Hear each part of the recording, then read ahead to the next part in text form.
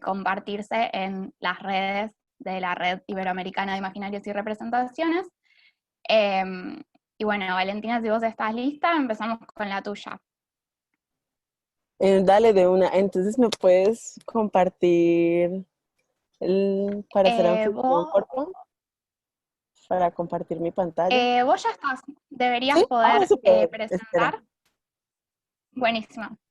Perdón, Ah, sí, sí, sí. antes de que empieces, al resto de los participantes y los ponentes, les recuerdo que ahora por el chat voy a estar mandando un link para que puedan registrar su asistencia, así después pueden tener el certificado al final del seminario.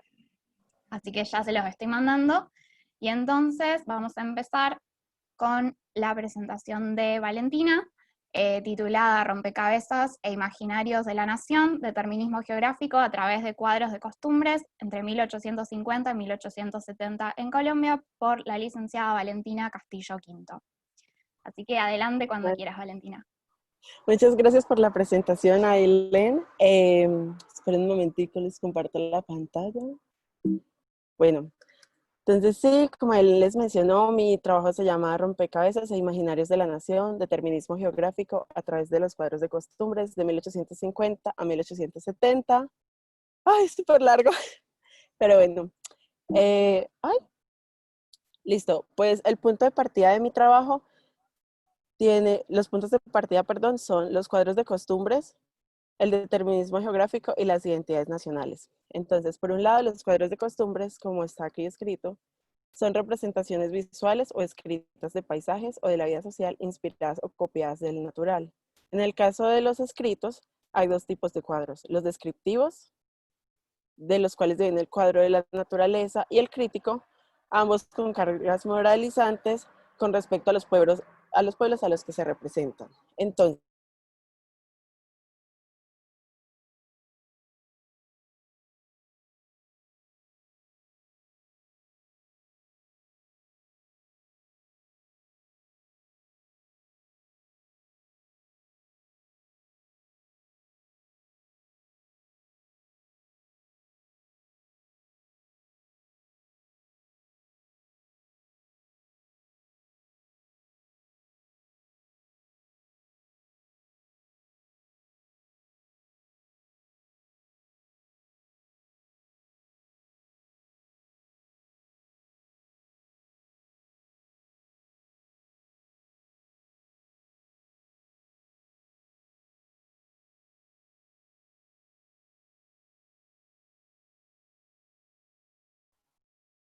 ay, disculpen, creo que es la conexión. Ahí estás de vuelta. Sí, Si disculpen, querés creo que es la conexión. volver a compartir pantalla. Sí, ya. Ay, bueno, me quedé así, determinismo geográfico. Lo tomo como la relación preconcebida entre raza, moral y medio físico que producen los autores de estas obras. Con esto me refiero a que hay una relación predilecta entre una raza, por ejemplo, los blancos, con una moral específica, por ejemplo, que son trabajadores o que son bondadosos, que son nobles, con un medio específico, por ejemplo, los climas de los Andes o el plano cundiboyacense, en el caso del centro del país. Y por último, las identidades nacionales, que son las características que van a cohesionar un grupo de personas al mismo tiempo que los diferencian de otras etnias, costumbres y hábitos, etc. Para mi trabajo, lo que yo encontré y que vamos a ver más adelante es que para este periodo específicamente los que van a producir estos cuadros de costumbre son exclusivamente letrados, tanto nacionales como extranjeros. Entonces, en el caso de los letrados, su propósito durante toda esta producción, tanto literaria como visual, es reproducirse a sí mismos a partir de un otro, o sea, construirse a sí mismos como élites y como los que deben gobernar y como el tope de la civilización a nivel nacional a partir de construir al pueblo como sus semejantes y sin embargo como distantes a ellos. Entonces, ok, mi trabajo tiene tres partes. La primera que hablo del arte y la arquitectura, perdón, la literatura en Colombia durante el siglo XIX, en donde presento un contexto del auge del cuadro de costumbres, como resultado de una preocupación de los letrados por las particulares antropogeográficas del territorio nacional, en tanto servía como medio para el registro científico y se consideraba un testimonio objetivo del mundo. Ok, entonces la primera parte, lo primero que hago es dar cuenta de que tanto para el arte como para la literatura, no es casualidad de que el cuadro de costumbres se haga tan popular para el siglo XIX. Primero porque estábamos en un periodo de construcción nacional, pero más allá de eso, porque desde el siglo XVIII se vino dando lo que fue la expedición botánica con Humboldt. Entonces, sí, en el siglo XVIII se tuvo ya de por sí un interés sobre un inventario, no solo de la fauna, sino de la flora y de las costumbres y los, entre comillas, tipos, como los llaman los letrados, de la nación. En el siglo XIX lo que se va a hacer es que el mismo Estado, a partir de lo que fue la Comisión Coreográfica, que fue un proyecto científico a partir del cual pensaban construir una carta geográfica nacional en la cual se presentaran tanto las costumbres como la geografía y se hiciera un inventario de la nación. Tiene sentido que los cuadros de costumbres no fueran o no se validaran no por ser un elemento artístico o por su calidad visual o literaria, sino como un elemento para reconocer y para identificar a la nación. Sobre todo, teniendo en cuenta que en el caso colombiano, los centros de donde se producen estos cuadros no están conectados a las márgenes, como lo llamaría, por ejemplo, Margarita Serge en su texto, que serían, por ejemplo, el Chocó, que es el espacio que yo voy a trabajar más adelante. También, en la segunda parte, que se llama representar, mirar, dejarse ver y reproducir imaginarios, me preocupo en llamar la atención sobre no solo los cuadros de costumbre, sino también los relatos de viajeros, como representaciones entendidas no como una réplica fiel de la realidad, sino como una producción que se hace en referencia a un original que no está presente. Entonces, como les mencioné antes, los cuadros de costumbres, al menos los gráficos, se toman como una copia del natural durante el siglo XIX y se les da incluso una carga científica, se le da una validación científica a lo que se produce. Por eso es que su valor estético no es tan importante como el detalle y la reproducción de las costumbres y la fauna y la flora que se presenta en estas, así como los tipos nacionales. También añado que es importante dar cuenta de la distancia cultural entre el productor de la obra y la sociedad retratada, ya que hay dos posibles reacciones frente al encuentro cultural. Ver al otro como un reflejo del yo e ignorar la distancia cultural, o por otro lado, convertir a la cultura con la que se encuentra en la inversión inconsciente o consciente del yo, cuya diferenciación también hace parte de la construcción de este. Entonces, con lo que me refiero a esto es que para mi trabajo no tomé solamente autores nacionales, sino también extranjeros. Y lo que pude encontrar es que la distancia cultural, por ejemplo, que hay entre los productores extranjeros y los centros, por ejemplo, Bogotá, que fue mi caso de estudio, es una distancia es una distancia que no se ve, que se ignora, puesto que en cierta forma la ciudad, la ciudad de Bogotá, la capital, les recuerda a las ciudades europeas. Entonces no hay como una distancia o un choque cultural aquí. Sin embargo, cuando tanto los letrados nacionales como los extranjeros se encuentran en el Chocó, lo primero que hacen es resaltar que a partir de los cánones que ellos construyen como el tope de la civilización, que es una idea eurocéntrica, estos sitios son bárbaros y necesitan ser intervenidos. Esto también va a ser muy importante porque más adelante, esto sale de mi temporalidad, pero más adelante va a hacer la justificación para proyectos de civilización interna. Por último, hablo de La Nación de la Diferencia, Casos de Civilización y Barbarie en Bogotá y Chocó, donde tomo la vestimenta y la arquitectura que aparecen en las obras seleccionadas como herramientas de análisis para hacer figuras a partir de figuras creadas con las imágenes, comparaciones y fragmentos de texto que acompañan las ilustraciones. Esto para dar cuenta de cómo la relación entre raza, moral y medio físico, que parte de las ideas de civilización y barbarie de los autores, rigen las representaciones.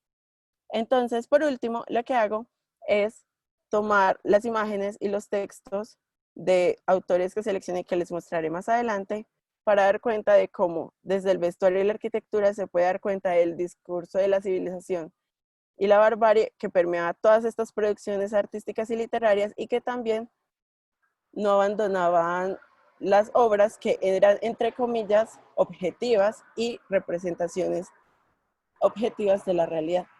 Entonces, sigamos. Ok, para este trabajo escogí 4 autores, 2 nacionales y 2 extranjeros. Entonces, primero tenemos, por ejemplo, a Manuel María Paz, que fue el último gráfico en participar de la comisión coreográfica. Estudió en el Colegio Militar fundado por Tomás Cipriano de Mosquera, que fue un expresidente de Colombia. De allí su relación con el dibujo científico, pues tuvo la oportunidad de aprender con Agustín Codazzi. Destacó por ser muy escrupuloso y detallista, sobre todo lo ilustrado. Taxonomías, aunque su habilidad estética no era muy buena. Él fue el único que realmente estudió o se formó para reproducir imágenes, entre comillas, etnográficas de la nación en el colegio militar que fue fundado por este expresidente. Y por esto terminó en la comisión coreográfica, puesto que fue un proyecto que se planeó desde el gobierno de Tomás Cipriano de Mosquera, y sin embargo no se pudo dar sino hasta un año después de que el poder pasó al siguiente presidente. También tenemos en el ámbito nacional a Ramón Torres Méndez, que es conocido como representante del costumbrismo en Colombia por su insistencia en los tipos y representar variados temas con un gusto de la tradición inclinado hacia el humor y los caprichos del pueblo. Se preocupa por encantar a los europeos, pero al mismo tiempo tiene carácter nacionalista. Entonces, con Ramón Torres Méndez tenemos a un pintor, grabador y caricaturista muy destacado durante el siglo XIX, que a pesar de que se enfocó y que su estética era muy buena, su preocupación principal también fue representar las particularidades de la nación, sobre todo a las élites letradas, no solo de la capital, sino de distintas regiones. Por otro lado, ya entrando en los extranjeros, tenemos a Charles Safrae, que fue un médico francés interesado en las plantas que podían utilizarse su carácter medicinal. Pasó un tiempo en el Río Verde, cerca de Frontino, Antioquia, que es la región andina de Colombia, entre indígenas, donde se ganó la confianza del curandero, quien le enseñó acerca de plantas y productos curativos, y su obra fue publicada en la revista Le Tour du Monde en 1861. Con Safrae tenemos, entonces, él sí viajó por toda la costa colombiana, ya que entró por el Darién, y se quedó mucho tiempo en la parte de Antioquia, que es la parte andina de nuestra región, y pasó también por la capital, Bogotá. También estuvo en el Chocó antes de llegar a la capital y volver a su país. Finalmente tenemos a José María Gutiérrez de Alba, que fue un comisionado confidencial del gobierno español que llegó a los Estados Unidos de Colombia con objetivos de establecer conexiones entre España y los estados incipientes. Su obra son en realidad los tomos de sus memorias de viaje, impresiones de un viaje a América. Con José María Gutiérrez de Alba es muy interesante porque él estaba involucrado en el mercado de la literatura española, que fue un proyecto del gobierno español para continuar la influencia española en este caso en Colombia. De aquí, ok, como lo mencioné anteriormente, lo que yo me propuse hacer fue tomar 2 elementos, en este caso el vestuario y la arquitectura, para estudiar los cuadros de costumbres y dar cuenta de la importancia de la civilización y la barbarie entendida desde los autores para construir estas representaciones. Entonces, por el lado del vestuario tenemos que los grados de civilización vistos a través de se tomó en consideración, para esto, disculpen, se tomó en consideración el proceso de civilización, el descubrimiento del pudor y la vergüenza, que van relacionados directamente al cuerpo. Con esto quiero decir que el punto de partida de los autores cuando tenía que ver con la vestimenta es la desnudez, como lo menciona el segundo.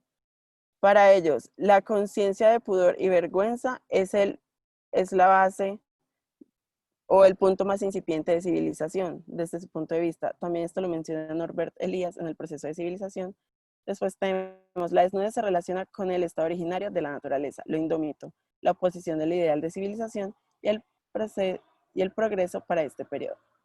Entonces, vamos a encontrar más adelante, cuando les presente los esquemas que construí, que la desnudez siempre se encuentra con poblaciones que, si bien pueden estar involucradas o estar inscritas en un sistema económico capitalista, tienden a ser comunidades autosuficientes, lo cual en este periodo se toma como la oposición a lo que es el progreso y la civilización, pues las élites están pensando, e incluso lo vamos a ver también con su vestuario, están siempre pensando en involucrarse o en inscribirse en un mercado global, pues también piensan en ser reconocidos a través de los ojos de los europeos. Finalmente, la indumentaria que se utiliza, además de su grado de civilización, habla del estatus social. Se debe tener en cuenta que la producción nacional del vestuario estaba destinada para las clases populares, donde las telas, el tejido tosco, los sombreros y la ausencia de zapatos era su toque característico, mientras que las élites, entrando forzosamente al mercado global, utilizan vestimenta importada. Entonces, cabe destacar que mientras las élites importaban vestimenta de Francia en el caso de las mujeres y de Inglaterra en el caso de los hombres, los habitantes nacionales producían lo que vestían. Esto era un elemento diferenciador, sobre todo para las élites que se encontraban en Bogotá. Por el lado de la arquitectura hay una doble mirada. La mirada que se hace desde Bogotá y la que se hace desde el Chocó, puesto que primero tenemos que en Bogotá la arquitectura durante este periodo, además de ser el traslado del estilo europeo del siglo XIX a Colombia en un acto mimético, se piensa como la proveedora de espacios de socialización para las élites letradas. Así tenemos, por ejemplo, la calle Real, de la que Charles Safray, el autor que mencionamos anteriormente, menciona: en los más grandes almacenes se forma una tertulia entre amigos de la casa y los desocupados que hablan de política, critican a los transeúntes y murmuran del prójimo. Entonces tenemos también que la arquitectura en Bogotá es la que provee esos espacios de socialización por fuera del ámbito laboral. O sea, la gente en la ciudad tiene tiempo para socializar y tiene los espacios para hacerlo, ya sea en los tertulias, en los cafés, en los almacenes que se proveen, en este caso, en la calle Real. Mientras que para el caso del Chocó no se evalúa por su estilo o parecido a la arquitectura europea, sino que se celebra como un avance de la civilización, selva adentro, entre comillas, como posibilidad para conectar esta región al centro del país. Así que se admire el ingenio de las estructuras y se repita recurrentemente la escasez de caminos. Uno de los proyectos o una de las intenciones que se tenía, por ejemplo, con la Comisión Coreográfica era la apertura de caminos para conectar la nación en pro de una idea librecambista de progreso. O sea, lo que se propone aquí es que del centro se pensaba a estas márgenes, entre comillas, del territorio nacional como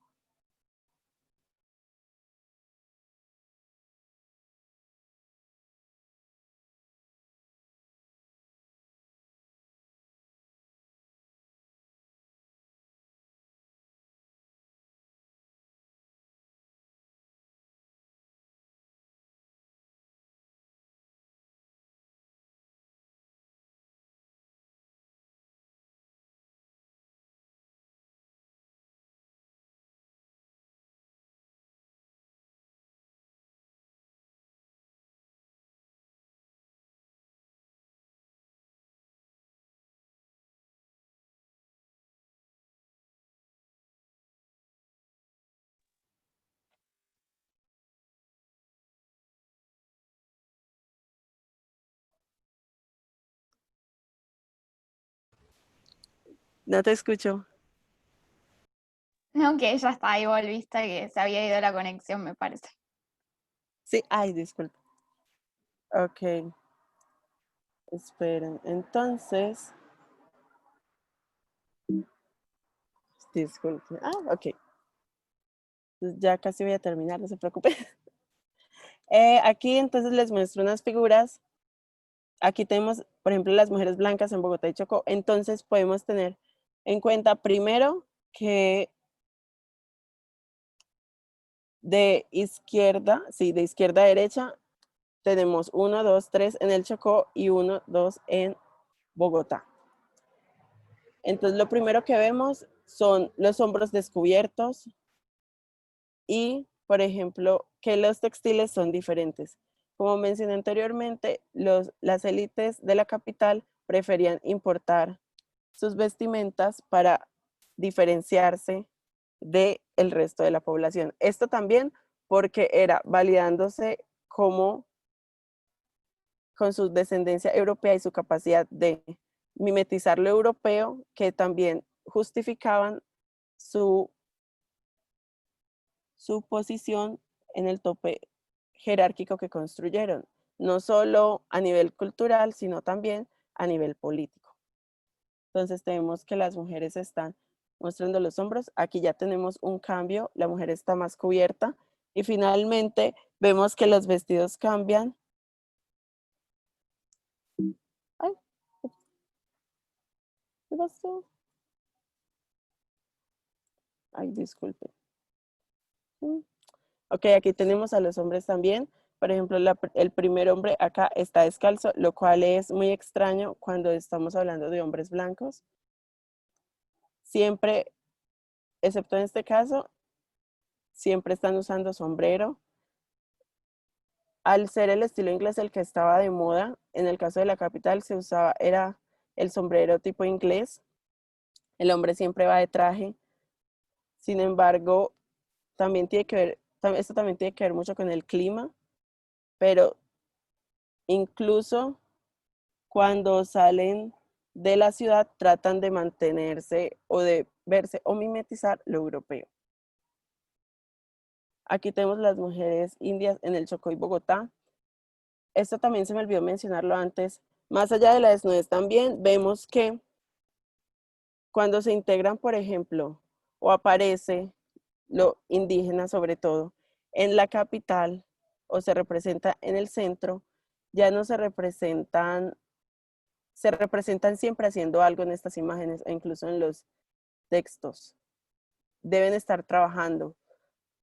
También esto indicando que la forma de integrar a estas comunidades a la nación es por medio del trabajo. Pues como mencioné anteriormente, todo lo contrapuesto a la idea de civilización y de progreso que se tenía en el siglo XIX son estas comunidades que viven de forma autosuficiente en las selvas o en los distintos territorios nacionales. Aquí tenemos lo mismo para los hombres.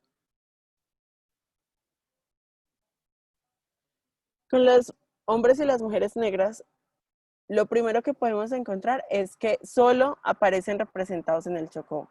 Algunas veces en otras provincias, pero nunca en la capital, lo cual esclarece muy bien qué tipo de personas viven en el centro o qué tipo de personas se proyectan o se producen supuestamente, porque sí habían, se producen en estas imágenes. O sea, cuál es el pueblo ideal que quieren en la capital.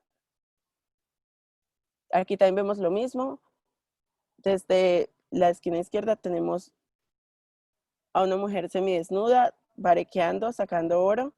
Y aquí vamos viendo cómo se va al final un poquito semejando a la primera mujer blanca que vimos en la esquina izquierda también.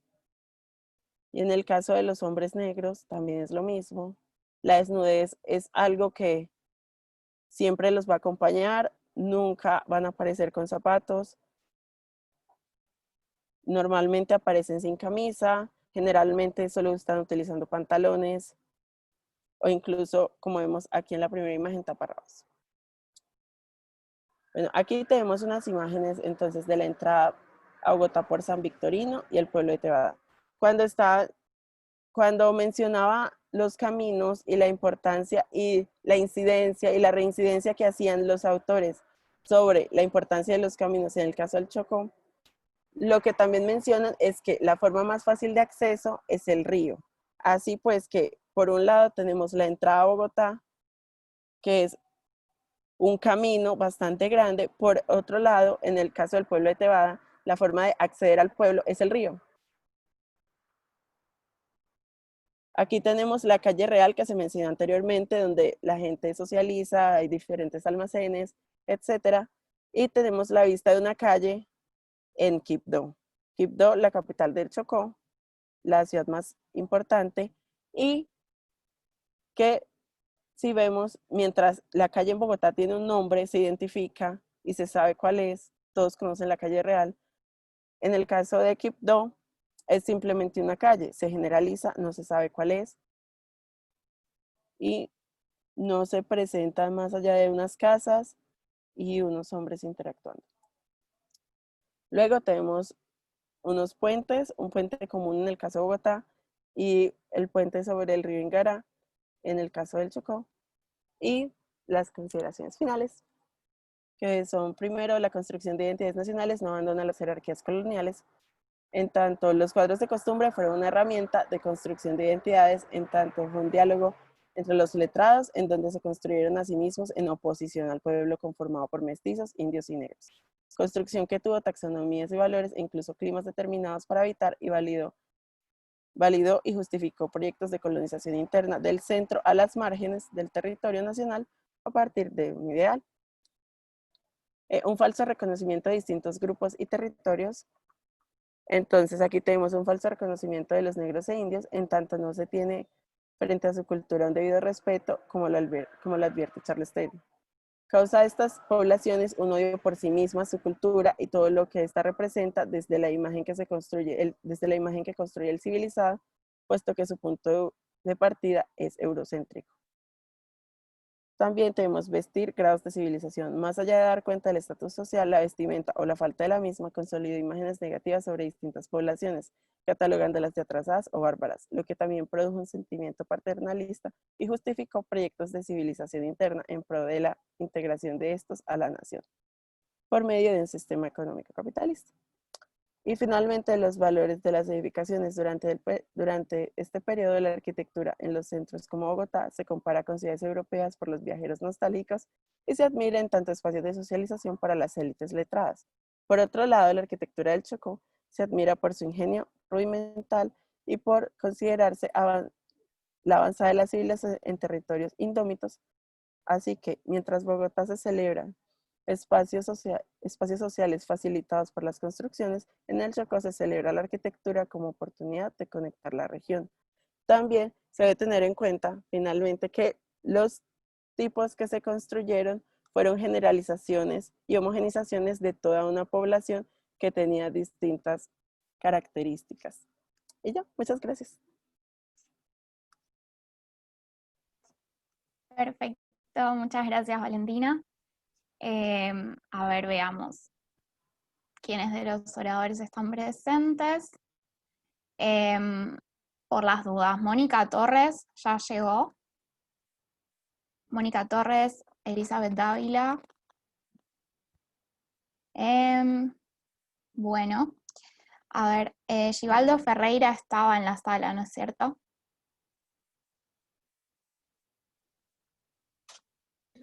Pronto, estamos. ¿Están los dos? Perfecto. Bueno, si les parece, continuamos con su presentación. Certo. Deixa eu Bueno. abrir a câmera aqui. Olá. Olá. Hola. Buenos días. Bienvenidos. Gracias. Bom.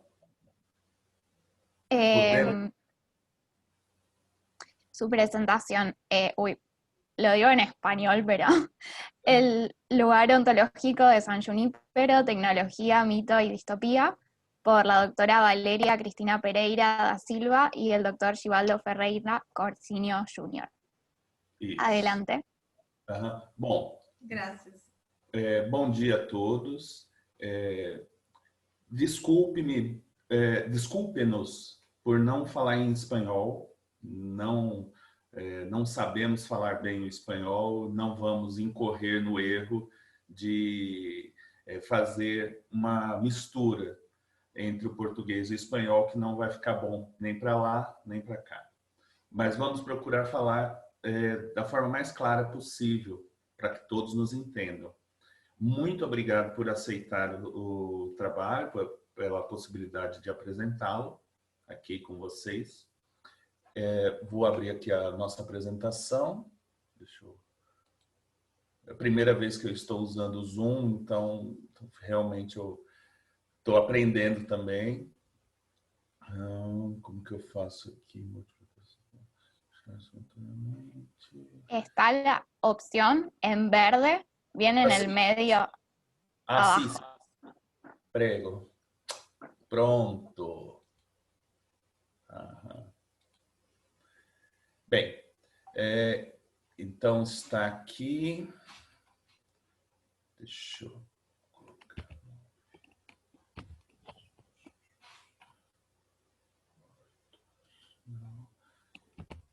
Bem, então o nosso trabalho, nosso texto é fruto de observações e pesquisas sobre tecnologia, mito e distopia.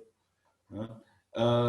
Esse texto aparecerá num livro que está sendo lançado neste evento também, né, de imaginários técnicos científicos, né, da Universidade de São Paulo.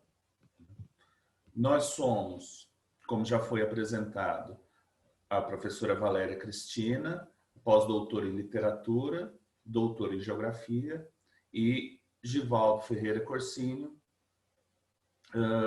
doutor em História. Eu sou professora, né, da UFG, da Universidade Federal de Goiás. A gente tem um grupo de estudos de imaginário, paisagem e transculturalidade, é o GEIPAT. Esse tema, né, está abrigado dentro dos trabalhos, dos projetos, né, vinculados a esse grupo de estudos, né. Esse tema do espaço em São Junípero, eu também oriento trabalhos de investigação sobre ele, né, como é o caso, por exemplo, da elaboração de um TCC que está acontecendo agora, do Leonardo Costa, um dos meus orientandos nesse tema, e a gente faz uma investigação sobre esse espaço imaginário, qual é a ontologia desse espaço imaginário em São Junípero. E eu agradeço muito, né, antes de passar novamente a palavra para o Givaldo, a gente vai entremeando aqui a apresentação, eu agradeço muito a oportunidade de estar apresentando nesse evento, é uma honra. Bom, inicialmente, à medida que nós assistimos e estudamos as diversas obras, e entre elas, São Junípero chamou a atenção, esse episódio da série Black Mirror, algumas coisas chamaram a nossa atenção. O sonho como a construção de um futuro. Então, essa ideia, ação de um futuro, de fazer um futuro. E como esse fazer o futuro, esse sonho, está diretamente ligado com a apresentação daquilo que de fato somos.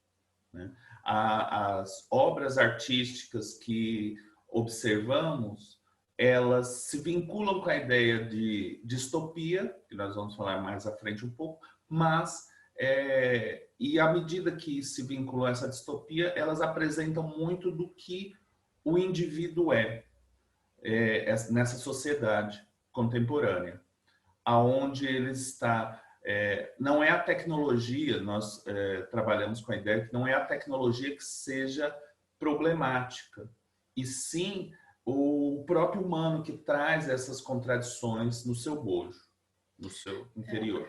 Bom, por que o episódio São Junípero, né?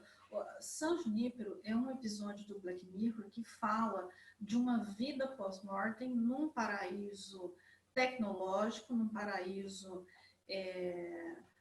a partir, né, feito a partir da inteligência artificial, da possibilidade de capturar a mente, né, ou a própria alma, e prendê-las nesse universo reduzido, nesse céu reduzido, né, nesse céu tecnológico reduzido. É um tipo de paraíso em que a gente reconhece um fundo mítico, há um fundo mítico nele, né? Isso é perceptível, o imaginário ele continua, né, hidratando essa ficção científica, mas ao mesmo tempo em que há esse fundo mítico, há um esvaziamento da transcendência e do ser, né? Ou seja, essas pessoas elas vão para um paraíso onde não há uma superação da dor, da memória, da tristeza, é um paraíso em que ainda se tenta cometer o suicídio, né? Que paraíso é esse? E o que isso diz, né, da nossa própria vida, da nossa realidade e da nossa busca? Essa foram algumas das questões que a gente tentou trabalhar e refletir a partir do filme Black Mirror. Então, esse filme, esse episódio da série Black Mirror, ele acaba lidando com uma série de tabus, uma série de elementos do cotidiano que são bastante difíceis, principalmente quando colocados em conjunto, como a questão da homossexualidade, a questão da eutanásia, da sexualidade na terceira idade, né? Esses temas, apesar de serem latentes ali naquele episódio em particular, para nós eles não são os focais, os focos das nossas reflexões, porque eles são sintomas de aspectos desse contemporâneo, do imaginário contemporâneo que vai se construindo na busca de um bem-estar dentro de um mundo não transcendente. Então, nós começamos a observar digamos, esse par entre o mito edêmico, né, essa ideia de Éden, ou de paraíso, de lugar futuro e ideal, e a tecnologia. O que a tecnologia pode oferecer para garantir isso? E o que nós observamos? Que dentro dessa narrativa surge um paraíso sem transcendência. Ou seja, os mitos eles vão aparecendo nas sociedades para narrar como fazer a passagem para chegar nesse lugar ideal que seria o paraíso. E cada sociedade constrói seu paraíso dentro da sua percepção de mundo. Esse paraíso tecnológico que é representado não só no episódio do Black Mirror, San Junipero, mas também em outras produções como Wayward Pines e mesmo o livro de Eli, são paraísos sem transcendência. São paraísos nos quais a pessoa chega não porque fez a jornada e abriu mão de determinados aspectos da sua personalidade, mas sim porque ela tem uma capacidade financeira, tecnológica para ir para este lugar. Ela não precisaria modificar-se. E isso vai ao encontro de uma questão que é a imortalidade como fantasia e a morte como destino. Givaldo, Valeria, disculpen. Sí. Si están pasando la presentación, yo por lo menos estoy viendo la portada. No sé si los demás la están viendo bien, por las dudas. Eu estou passando, mas não há problemas. Eu vou tentar novamente, só um instante.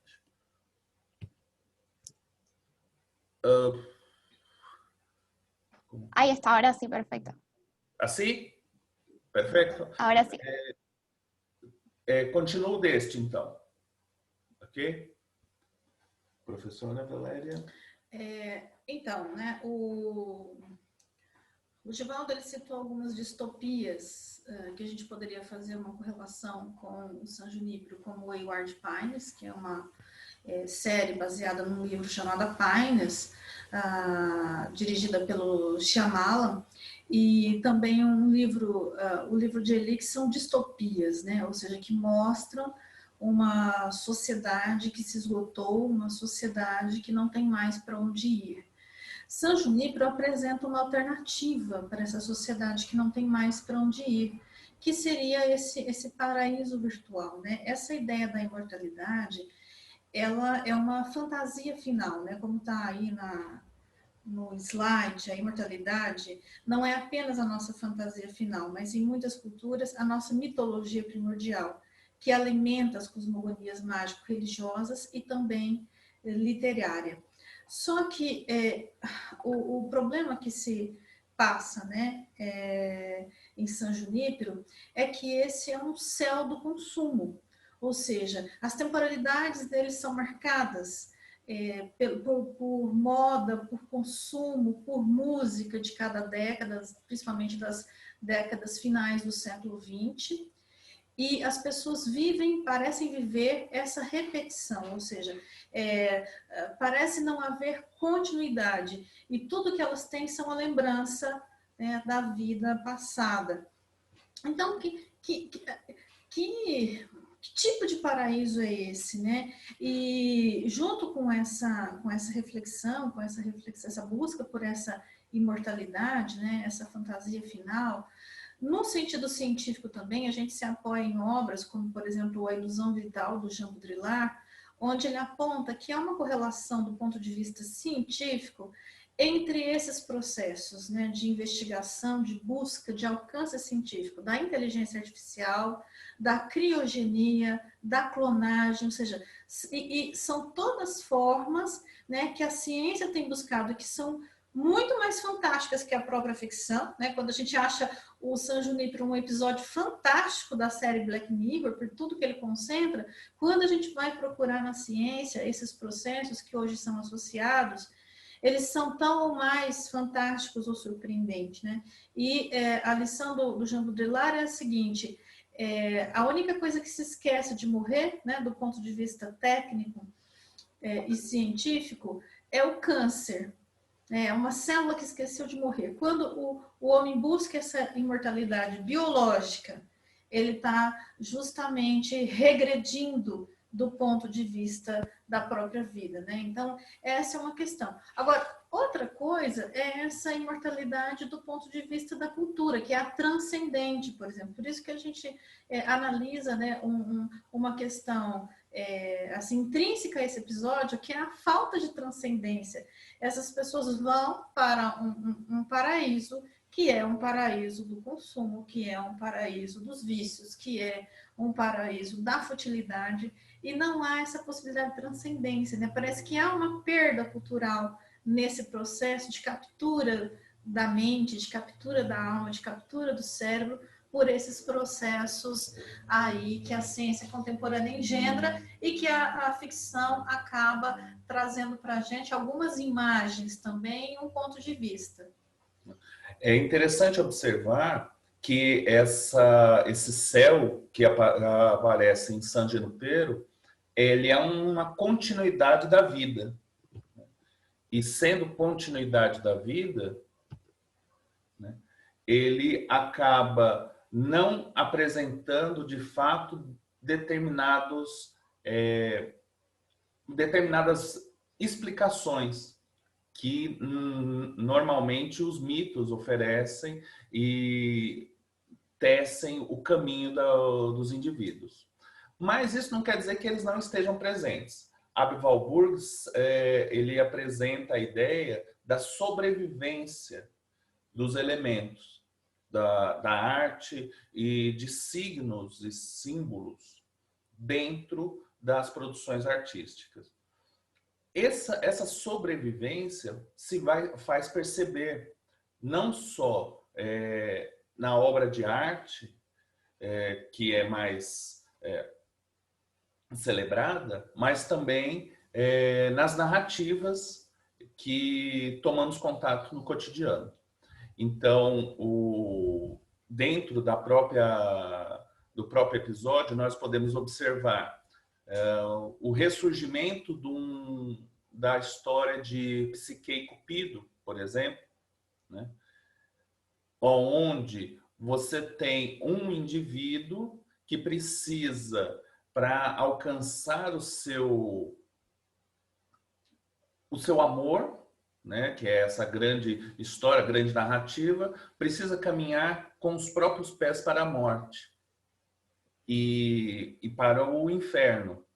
No mito grego, ele tem que ir ao Hades.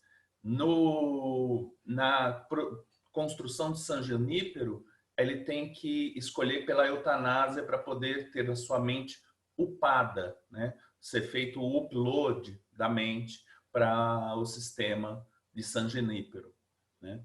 E até onde nós já não estamos em São Junípero, já que as nossas imagens, as nossas ideias estão o tempo todo sendo colocadas num além físico, num lugar que nós não sabemos exatamente onde está, né?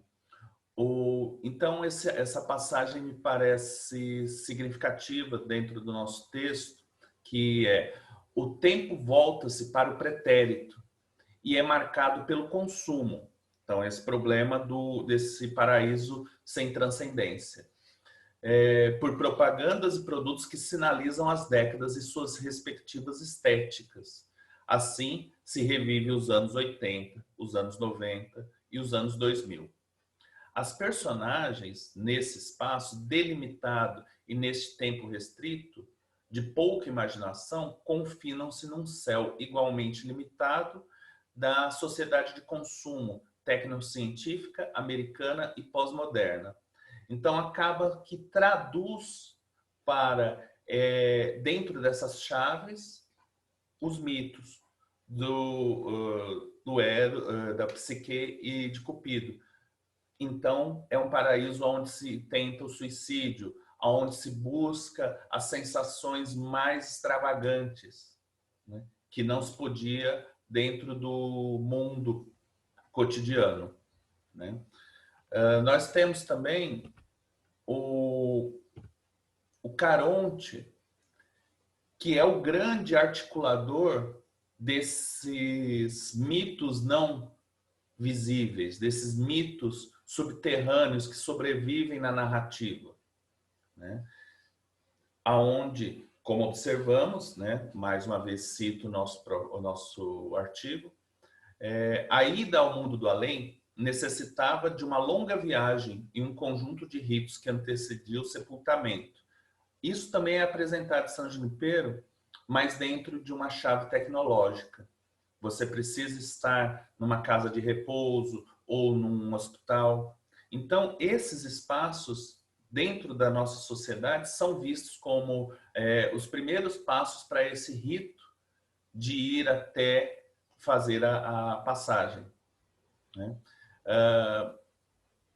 Até que a alma possa chegar ao Rio dos Mortos. E aí o Caronte vai aparecer não só nas narrativas mitológicas gregas, por exemplo, como nas monoteístas. E nas nossas próprias narrativas, ele tem os seus paralelos. Em San Junípero, nós vamos encontrar um Caronte também. Só que ele não não carrega a imagem tradicional do Caronte como algo mórbido ou pesado. Ele é alguém que está apenas procurando ajudar as pessoas, né? E nós temos a presença do espelho, né? O Black Mirror, né? O espelho negro, e do espéculo. Então, em São Junípero, quando você passa, né, a viver, a ser um cidadão permanente, né, ou seja, é uma grande base de dados, na medida que a pessoa faz a eutanásia. O enfermeiro é esse caronte, o enfermeiro que aplica essa injeção na paciente é esse caronte, né, que vai transportá-la definitivamente para essa cidade baladeira, né, essa cidade dos prazeres. E essa ideia, né, do espelho negro, que tem toda uma mitologia em torno dela, e a questão do espéculo também, espelho e espetáculo, a gente estabelece uma relação entre essas duas palavras, porque o episódio é espetacular e nos coloca a pensar uma série de coisas e a pensar nesse admirável mundo novo, né, dessa tecnologia, mas esse admirável mundo novo, ele continua carregando também, né, o arquétipo do Frankenstein. Então, são todas as coisas que são mobilizadas aí a partir desse episódio.